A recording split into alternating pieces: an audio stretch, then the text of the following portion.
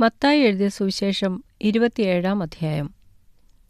പുലർച്ചയ്ക്ക് മഹാപുരോഹിതന്മാരും ജനത്തിന്റെ മൂപ്പന്മാരുമെല്ലാം യേശുവിനെ കൊല്ലുവാൻ കൂടി വിചാരിച്ചു. അവനെ ബന്ധിച്ചു കൊണ്ടുപോയി നാടുവഴിയായി പീലാത്തോസിനെ ഏൽപ്പിച്ചു. അവനെ ശിക്ഷയ്ക്ക് വിധിച്ചു എന്ന് അവനെ കാണിച്ചു കൊടുത്ത യൂദാ കണ്ട് അനുതപിച്ചു. ആ 30 വെള്ളിക്കാശ് മഹാപുരോഹിതന്മാരുടെയും മൂപ്പന്മാരുടെയും അടുക്കൽ മടക്കിക്കൊണ്ടുവന്ന്, ഞാൻ കുറ്റമില്ലാത്ത രക്തത്തെ കാണിച്ചു കൊടുത്തതിനാൽ പാപം ചെയ്തു എന്ന് പറഞ്ഞു. അത് ഞങ്ങൾക്കെന്ത്, നീ തന്നെ നോക്കിക്കൊള്ളുക എന്നവർ പറഞ്ഞു. അവൻ ആ വെള്ളിക്കാശ് മന്ദിരത്തിൽ എറിഞ്ഞ് ചെന്ന് കെട്ടിഞ്ഞാന്ന് ചത്തുകളഞ്ഞു. മഹാപുരോഹിതന്മാർ ആ വെള്ളിക്കാശെടുത്ത്, ഇത് രക്തവിലയാകയാൽ സ്ത്രീഭണ്ഡാരത്തിലിടുന്നത് വിഹിതമല്ല എന്ന് പറഞ്ഞ് കൂടിയാലോചിച്ചു. പരദേശികളെ കുഴിച്ചിടുവാൻ അതുകൊണ്ട് കുശവന്റെ നിലം വാങ്ങി. ആകയാൽ ആ നിലത്തിന് ഇന്നുവരെ രക്തനിലം എന്ന് പേർ പറയുന്നു. ഇസ്രായേൽ മക്കൾ വിലമതിച്ചതിന്റെ വിലയായ 30 വെള്ളിക്കാശ് അവർ എടുത്തു.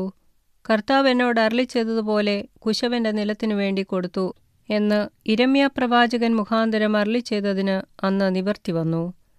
എന്നാൽ യേശു നാടുവാഴിയുടെ മുമ്പാകെ നിന്നു. നീ യഹൂദന്മാരുടെ രാജാവോ എന്ന് നാടുവാഴി ചോദിച്ചു. ഞാൻ ആകുന്നു എന്ന് യേശു അവനോട് പറഞ്ഞു. മഹാപുരോഹിതന്മാരും മൂപ്പന്മാരും കുറ്റം ചുമത്തുകയിൽ അവനൊന്നും ഉത്തരം പറഞ്ഞില്ല. പീലാത്തോസ് അവനോട്, ഇവർ നിന്റെ നേരെ എന്തെല്ലാം സാക്ഷ്യം പറയുന്നു എന്ന് കേൾക്കുന്നില്ലയോ എന്ന് ചോദിച്ചു.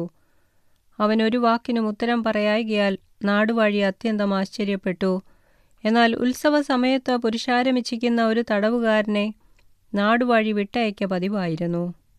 അന്ന് ബറബ്ബാസ് എന്ന ശ്രുതിപ്പെട്ട ഒരു തടവുകാരനുണ്ടായിരുന്നു. അവർ കൂടി വന്നപ്പോൾ പീലാത്തോസ് അവരോട്, ബറബ്ബാസിനെയോ ക്രിസ്തു എന്ന് പറയുന്ന യേശുവിനെയോ ആരെ നിങ്ങൾക്ക് വിട്ടുതരണം എന്ന് ചോദിച്ചു.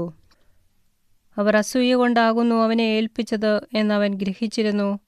അവൻ ന്യായാസനത്തിലിരിക്കുമ്പോൾ അവൻ്റെ ഭാര്യ ആളയച്ചു, ആ നീതിമാന്റെ കാര്യത്തിൽ ഇടപെടരുത്, അവൻ നിമിത്തം ഞാൻ ഇന്ന് സ്വപ്നത്തിൽ വളരെ കഷ്ടം സഹിച്ചു എന്ന് പറയിച്ചു. എന്നാൽ ബറബ്ബാസിനെ ചോദിപ്പാനും യേശുവിനെ നശിപ്പിപ്പാനും മഹാപുരോഹിതന്മാരും മൂപ്പന്മാരും പുരുഷാരത്തെ സമ്മതിപ്പിച്ചു.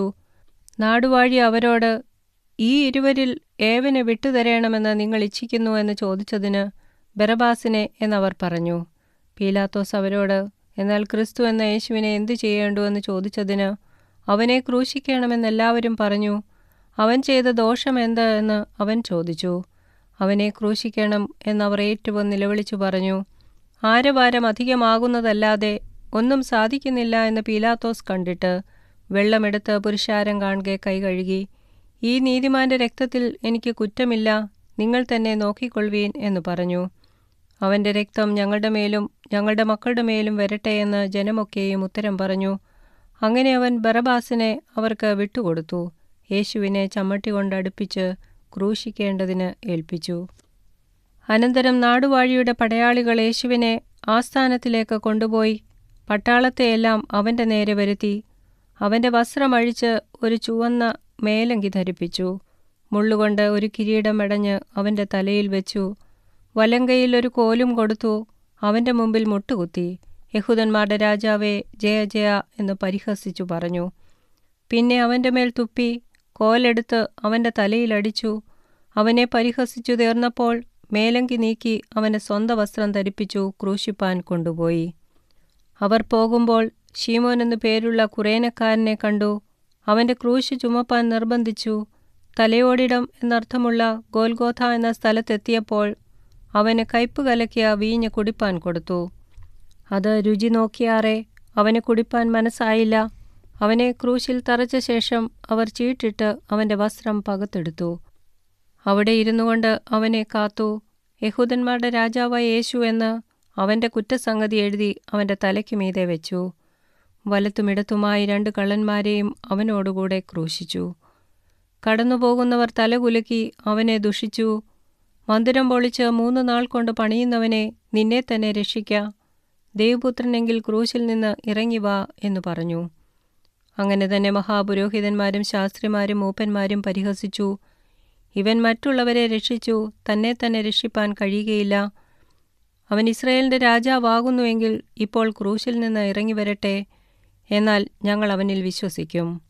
അവൻ ദൈവത്തിൽ ആശ്രയിക്കുന്നു.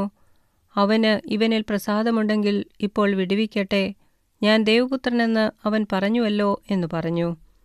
അങ്ങനെ തന്നെ അവനോടുകൂടെ ക്രൂശിച്ചിരുന്ന കള്ളന്മാരും അവനെ നിന്ദിച്ചു. 6 മണി നേരം മുതൽ 9 മണി നേരം വരെ ദേശത്തെല്ലാം ഇരുട്ടുണ്ടായി.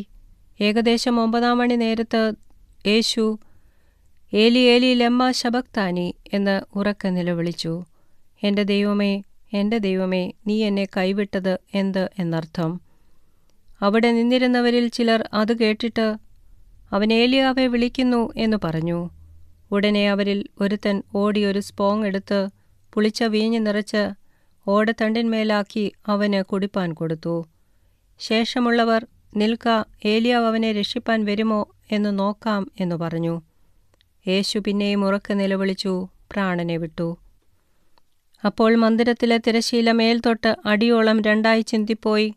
ഭൂമി കുലുങ്ങി, പാറകൾ പിളർന്നു, കല്ലറകൾ തുറന്നു.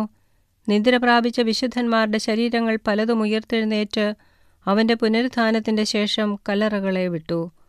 വിശുദ്ധ നഗരത്തിൽ ചെന്ന് പലർക്കും പ്രത്യക്ഷമായി. ശതാധിപനും അവനോടുകൂടെ യേശുവിനെ കാത്തുനിന്നവരും ഭൂകമ്പം മുതലായി സംഭവിച്ചത് കണ്ടിട്ട് അവൻ ദൈവപുത്രനായിരുന്നു സത്യം എന്നു പറഞ്ഞ് ഏറ്റവും ഭയപ്പെട്ടു. ഗലീലയിൽ നിന്ന് യേശുവിനെ ശുശ്രൂഷിച്ചുകൊണ്ട് അനുഗമിച്ചു വന്ന പല സ്ത്രീകളും ദൂരത്തുനിന്ന് നോക്കിക്കൊണ്ടിരുന്നു. അവരിൽ മഗ്ദലക്കാരത്തി മറിയയും യാക്കോബിൻ്റെയും യോസയുടെയും അമ്മയായ മറിയയും സെബദിപുത്രന്മാരുടെ അമ്മയും ഉണ്ടായിരുന്നു. സന്ധ്യയായപ്പോൾ അരിമധ്യക്കാരനായ യോസഫ് എന്ന ധനവാൻ താനും യേശുവിൻ്റെ ശിഷ്യനായിരിക്കയാൽ വന്ന് പീലാത്തോസിൻ്റെ അടുക്കൽ ചെന്ന് യേശുവിൻ്റെ ശരീരം ചോദിച്ചു. പീലാത്തോസ് അത് ഏൽപ്പിച്ചു കൊടുപ്പാൻ കൽപ്പിച്ചു. യോസഫ് ശരീരമെടുത്ത് നിർമ്മല ശീലയിൽ പൊതിഞ്ഞ് താൻ പാറയിൽ വെട്ടിച്ചിരുന്ന തൻ്റെ പുതിയ കല്ലറയിൽ വെച്ച് കല്ലറയുടെ വാതിൽക്കൽ ഒരു വലിയ കല്ല് ഉരുട്ടിവെച്ചിട്ട് പോയി. കല്ലറയ്ക്കെതിരെ മഗ്ദലക്കാരത്തി മറിയയും മെറ്റെ മറിയയും ഇരുന്നിരുന്നു. ഒരിക്ക നാളിൻ്റെ പിറ്റേ ദിവസം മഹാപുരോഹിതന്മാരും പരീശന്മാരും പീലാത്തോസിൻ്റെ അടുക്കൽ ചെന്നുകൂടി. യജമാനനെ, ആ ചതിയൻ ജീവനോടിരിക്കുമ്പോൾ 3 നാൾ കഴിഞ്ഞിട്ട് ഞാൻ ഉയർത്തെഴുന്നേൽക്കും എന്നു പറഞ്ഞ പ്രകാരം ഞങ്ങൾക്ക് ഓർമ്മ വന്നു. അതുകൊണ്ട് അവൻ്റെ ശിഷ്യന്മാർ ചെന്ന് അവനെ മോഷ്ടിച്ചിട്ട് അവൻ മരിച്ചവരുടെ ഇടയിൽ നിന്ന് ഉയർത്തെഴുന്നേറ്റു എന്ന് ജനത്തോട് പറയുകയും ഒടുവിലത്തെ ചതിവ് മുമ്പിലത്തേതിലും വിഷമമായി തീരുകയും ചെയ്യാതിരിക്കേണ്ടതിന് 3-ാം നാൾ വരെ കല്ലറ ഉറപ്പാക്കുവാൻ കൽപ്പിക്ക എന്നു പറഞ്ഞു. പീലാത്തോസ് അവരോട്, കാവൽക്കൂട്ടത്തെ തരാം, പോയി നിങ്ങളാൽ ആകുന്നിടത്തോളം ഉറപ്പുവരുത്തുവീൻ എന്നു പറഞ്ഞു. അവർ ചെന്ന് കല്ലിന് മുദ്രവെച്ച് കാവൽക്കൂട്ടത്തെ നിർത്തി കല്ലറ ഉറപ്പാക്കി.